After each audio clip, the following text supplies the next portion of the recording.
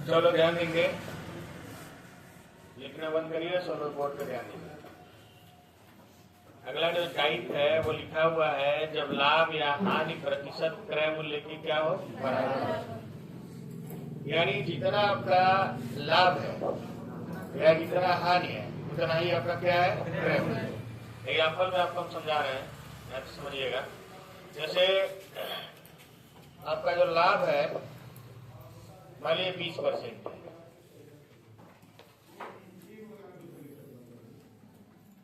लाभ जो है 20%, तो क्रय मूल्य जो है वो कितना होगा 20। या फिर आप ऐसे कह सकते हैं कि क्रय मूल्य जो है 40 रुपया है, तो लाभ प्रतिशत कितना है 40%। जितना लाभ प्रतिशत है उतना ही क्या है क्रय मूल्य। अब एक चीज बताइए, आप 40 रुपया आपका क्या है सीपी है और लाभ जो है 40%, यानी 40 का 40/100, तो लाभ कितना है 16। 40 रुपए पर लाभ कितना है 16, तो विक्रय मूल्य कितना है 56। यानी ये आपका सीपी है और ये आपका लाभ है और ये आपका क्या है एसपी। ये बात समझ में आ रहा है कि नहीं आ रहा? ऐसे ही अगर हम कह रहे हैं कि अगर क्रय मूल्य बराबर है 60 रुपया और हानि हो रहा है, तो हानि परसेंट भी कितना होगा 60%, तो 60 का 60% कितना होगा 36। यानी 60 आपका क्रय मूल्य है और उसमें हानि कितना है 36 रुपया। ये हानि जो है वो कितना है 36 रुपया, तो जो बचेगा वो कितना बचेगा 24। तो 24 क्या होगा विक्रय। अब देखिए प्रश्न कैसे आता है। प्रश्न आएगा कि एक वस्तु को 24 रुपए में बेचने पर उतने ही % की हानि होती है जितना उसका क्रय मूल्य है। बस या एक वस्तु को 56 रुपए में बेचने पर उतने ही % का लाभ होता है जितना उसका क्रय मूल्य है। तो वस्तु का क्रय मूल्य क्या है, क्या समझ में आ रहा है? अगर इसको नोट करना तो कर सकते हैं, नहीं करना तो फिर हम आगे बढ़े। तो 24 रुपए में बेचने पर,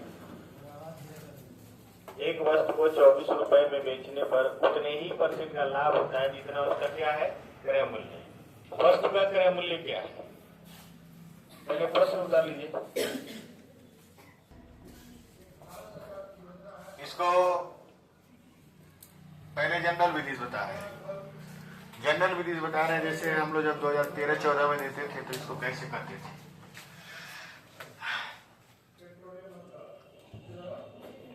मान लेते हैं वस्तु का क्रय मूल्य कितना है x। क्रय मूल्य जो है वो x है, ठीक। तो लाभ प्रतिशत भी हमारा कितना होगा x होगा, ठीक। जितना क्रय मूल्य है उतना क्या है लाभ, और विक्रय मूल्य हमारा दिया हुआ है कितना 24। अब विक्रय में से क्रय को घटा देंगे तो हमको क्या मिलेगा लाभ। SP माइनस CP यानी 24 माइनस x, ये हो जाएगा हमारा क्या लाभ। विक्रय में से क्रय को घटाते हैं तो क्या मिलता है लाभ। अब आप इस चीज को जानते होंगे कि लाभ प्रतिशत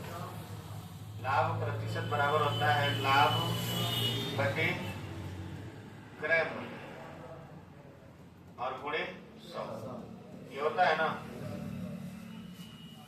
तो लाभ हमारा है कितना है 24 माइनस x और क्रय मूल्य कितना है x और लाभ % कितना है x, गुणे क्या हो जाएगा 100। यहाँ से हम करेंगे तो x² बराबर 2400 माइनस 100x, पक्षांतर कर देंगे तो x स्क्वायर माइनस माइनस में प्लस कर दीजिए 100x और माइनस 2400 बराबर 0। ठीक है, अब इसको हम क्या किए हैं, x स्क्वायर, यह माइनस है तो घटा करवाएंगे, यहाँ प्लस रहता तो जोड़ देंगे, तो माइनस है तो घटा कर लेंगे। ठीक है, तो 24 को लिखेंगे कैसे, 40 प्लस 60 घटा के लिखना है, घटा के आपको 100 लाना है, समझ रहे हैं, क्या करके लाना है, घटा के, यहाँ माइनस है तो घटा के लाया जाता है, बोलिए, plus 120 x minus 20 x minus 2400 बराबर क्या हो गया, 0। इसी को हम यहाँ लिख रहे हैं, ध्यान से देखिएगा, x कॉमन ले लीजिए, x प्लस 120, दोबारा हम इसको लिख दे रहे हैं, x square plus 120 x minus 20 x minus 2400 बराबर 0 है। x कॉमन लेंगे, x प्लस 120 माइनस 20 कॉमन लेंगे, x प्लस 120। ठीक है, यहां से जाएगा x माइनस 20 और x प्लस 120। ठीक है, यहां से आपको मिलेगा x बराबर 20 और यहां से मिलेगा x बराबर माइनस 120। माइनस में तो होगा नहीं क्रय मूल्य, ये वाला आंसर क्या है, गलत है। x बराबर क्या आएगा, 20, यानी उसका क्रय मूल्य कितना है, 20।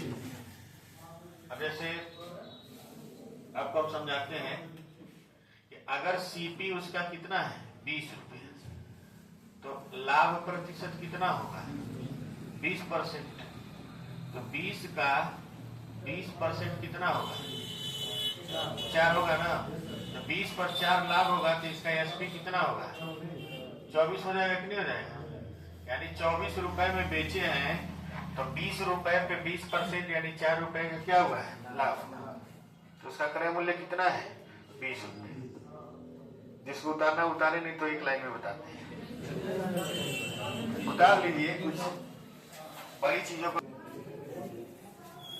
चलिए ध्यान से देखेंगे, एक लाइन में सॉल्व कैसे लगाएंगे। तो लाभ हो रहा है कि हानि हो रहा है, देखिए, जब लाभ हो तो विक्रय मूल्य को गुणा के रूप में इस प्रकार लिखते हैं कि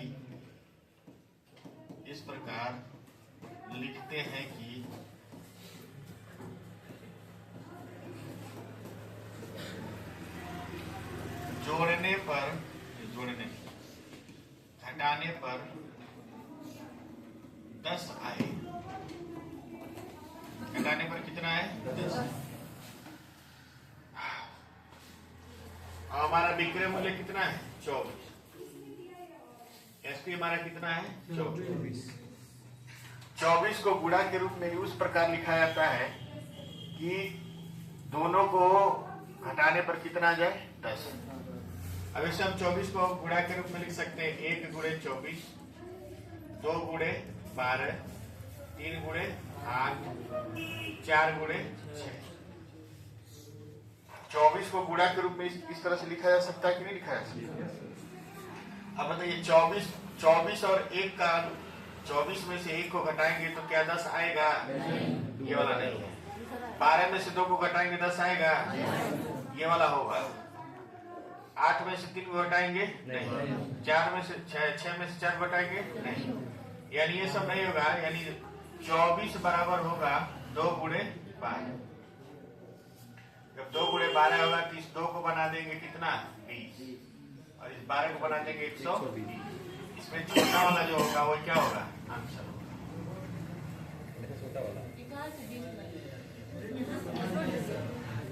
कहाँ से 20 लाए हैं, मेरी बात ध्यान सुनिए, ये भी बता रहे हैं कहाँ से 20 लाए हैं। ये जो घटाने पर 10 आ रहा है ये हमारा 100 है। जब इसके आगे एक शून्य लग सकता है तो इस 2 के आगे एक शून्य लग सकता है और इस 12 के आगे भी एक शून्य लग सकता है। समझ में? अब समझ में आ गया ना कहाँ से 20 आया है? हमेशा छोटा वाला लेंगे, बड़ा वाला माइनस में रहता है।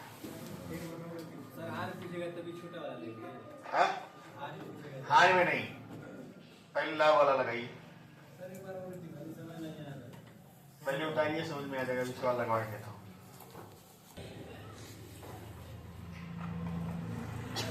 देखिए आपको अब दोबारा समझा रहे हैं, आप समझने की कोशिश करिए, एक बार में समझा करिए। आपको बहुत बतिया रहा, विक्रय मूल्य कितना है? 24 दिया है ना। 24 को गुणा के रूप में ऐसे लिखना है कि उसको घटाया जाए तो कितना है? 10। तो ये हो जाएगा 12 गुणे 2, 12 गुना 24। घटाने पे 10 आ रहा है ना, तो इसका छोटा वाला क्या हो जाएगा? आंसर हो जाएगा, बड़ा वाला आंसर नहीं होगा।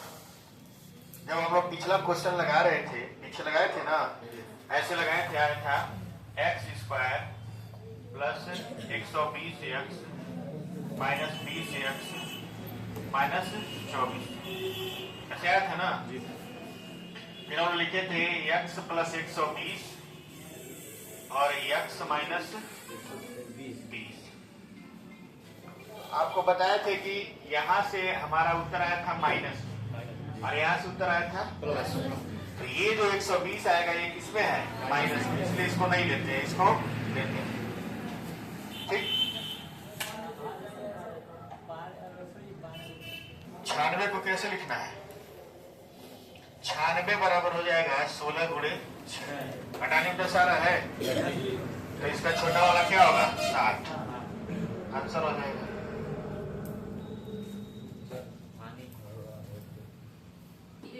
तेरह तिया 39, इसका आंसर कितना होगा? 30।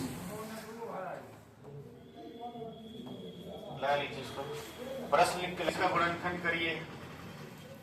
3 7 21, 3 7 21, 7 11, यानी कितना हो जाएगा? 21 गुणे 11। घटाने में 10 आ गया, 11 का वैल्यू क्या हो जाएगा?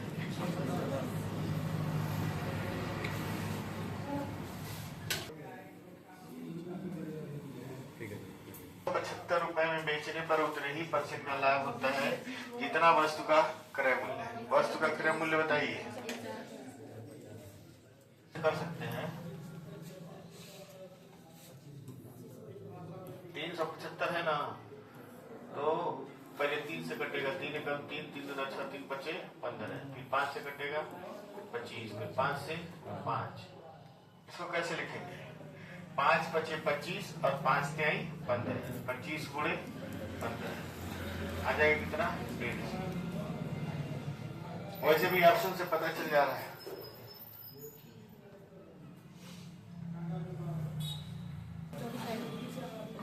चलिए ध्यान दीजिए, देखिए 24 रुपए में बेचने पर उतने ही % की हानि होती है जितना वस्तु का क्या है? क्रय मूल्य। जब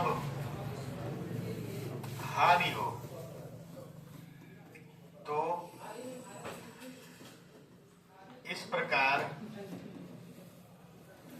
विक्रय मूल्य को लिखते हैं,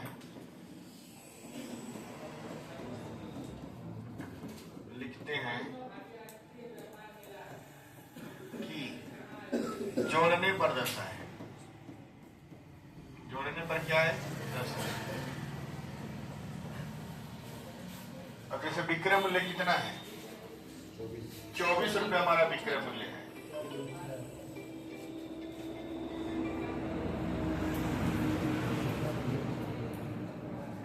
₹24 हमारा विक्रय मूल्य है और इसको हम लिख रहे हैं 6 गुणे 4।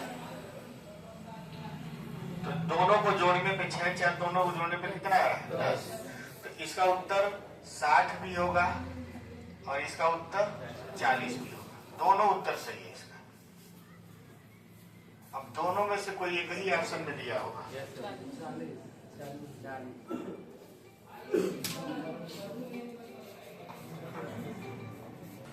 क्रय मूल्य कितना है 60, तो 60% का हानि होगा, तो 60 का 60% कितना होगा 36, तो 60 में से 36 हानि घटाएंगे तो इसका विक्रय मूल्य कितना बचेगा 24।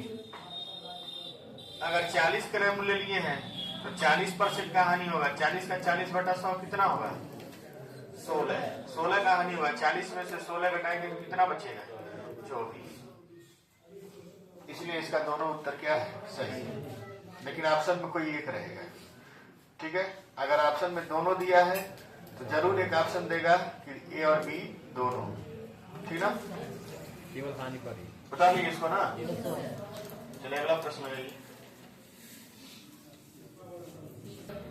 21 बराबर क्या हो जाएगा 7 गुणे 3, यानी 30 और 70 दोनों होगा इसका उत्तर, लेकिन ऑप्शन में 30 दिया है तो हम क्या मानेंगे 30। इसमें सवाल बन सकता है 4 गुणे 6 बराबर 24 पे, 5 गुणे 5 बराबर 25 पे, 3 गुणे 7 बराबर 21 पर, 2 गुणे 8 बराबर 16 पर, और 1 गुणे 9 बराबर 9 पर। इससे ज्यादा सवाल ही नहीं बन सकता। ऐसा है, समझ में आ रहा है कि नहीं आ रहा है? जी सर। यानी 24 विक्रय मूल्य पर, 25 विक्रय मूल्य पर, 21 पर, तो 24 21 तो लगा ही लिए हैं, 16 पे हो सकता है और 9 पे हो सकता है, इसके अलावा कोई सवाल ही नहीं बनेगा। आगे बढ़ा जाए, इसको भी किनारे नोट कर लीजिए। इसी तरह से हम लोग देखिए लाभ वाले में, लाभ वाले में क्या था, लाभ वाले में मान लीजिए 11 गुणे 1 बराबर 11 पे सवाल बन सकता है, 12 गुणे 2 बराबर 24 पे, 13 गुणे 3 बराबर 39 पे, 14 गुणे 4 बराबर 56 पर, 15 गुणे 5 बराबर 75 पर, 16 गुणे 6 बराबर 96 पर, 17 गुणे 7 बराबर 119 पर, 18 गुणे 8 बराबर 144 पर, 19 गुणे 9 बराबर 171 पर, 20 गुणे 10 बराबर 200 पर, 21 गुणे 11 बराबर 231 पर, 22 गुणे 12 बराबर 364 पर, 23 गुणे 13 बराबर 13 3 39 13 2 26 29 299, 14 गुणे 24 गुणे 14 पर, 14 चौक को 56, 14 दूना 28 5 33 पर, 25 गुणे 15 पर। ऐसे अनंत सवाल बन सकते हैं इसमें, कोई लिमिट नहीं, इसका कोई लिमिट नहीं, लेकिन अभी तक इतना तक नहीं पहुंचा है, अभी बस इतना ही करा गया 144 171 290।